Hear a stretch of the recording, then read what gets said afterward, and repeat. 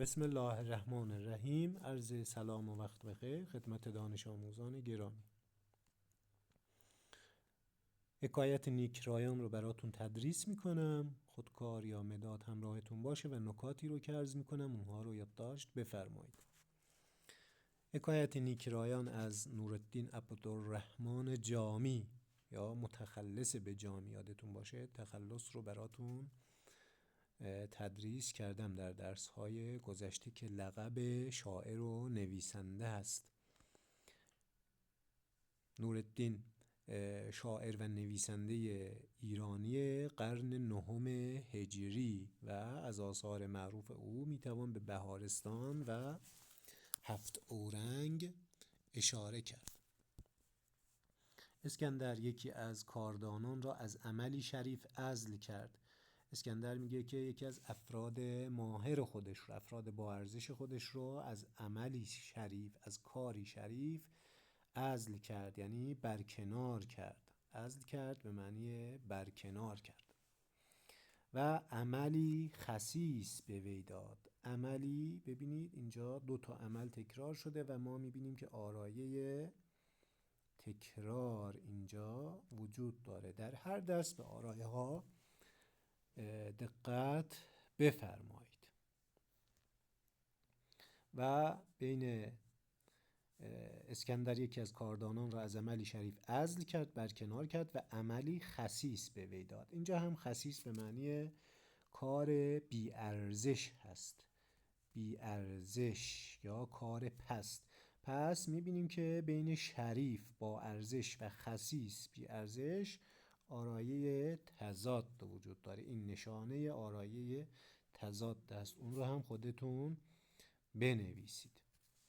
روزی آن مرد بر اسکندر در آمد، یعنی روبرو شد. در آمد اینجا فعل پیشوندی هست، این رو هم یادداشت بفرمایید. در آمد فعل پیشوندی گفتیم دیگه، اگر کلماتی مثل باز و در و فرا و فرو قبل از فعل بیاد و به فعل بچسبه، فعل پیشوندی رو تشکیل میده.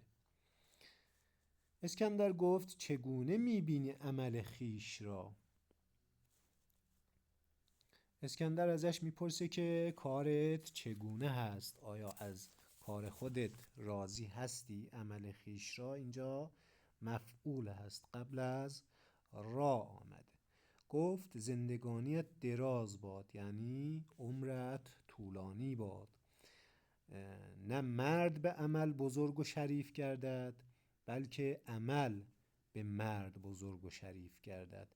میگه که کار انسان رو بزرگ و شریف نمیکنه. انسان به وسیله شغل خودش بزرگ نمیشه، بلکه کار و شغل هست که به وسیله انسان بزرگ میشه. پس ما میبینیم که نباید اگر در آینده در جایگاهی، در شغلی بالا انشاءالله رسیدیم، نباید به شغل خودمون مغرور بشیم و اون خود ما هستیم که به شغلمون ارزش میدیم و شغل نیست که به انسان ارزش بده. پس در هر عمل که هست نیکوسیرتی میباید. نیکوسیرتی یعنی راه و روش خوب و داد یعنی رعایت عدالت. میباید همینجا فعل از مصدر بایستن به معنی لازم است. میباید اینجا به معنی لازم است.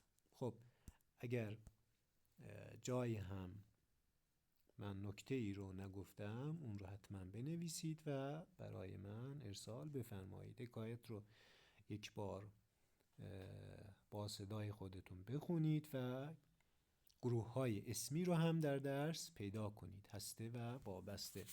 در درس قبل در مورد گذشته ساده و گذشته نقلی هم براتون تدریس کرده بودم. فعل های این درس رو زیاد نمیگم، 4 تا فعل پیدا کنید، 4 فعل و اونها رو به گذشته ساده و گذشته نقلی، یعنی گذشته ساده و گذشته نقلی تبدیل کنید. 4 تا فعل.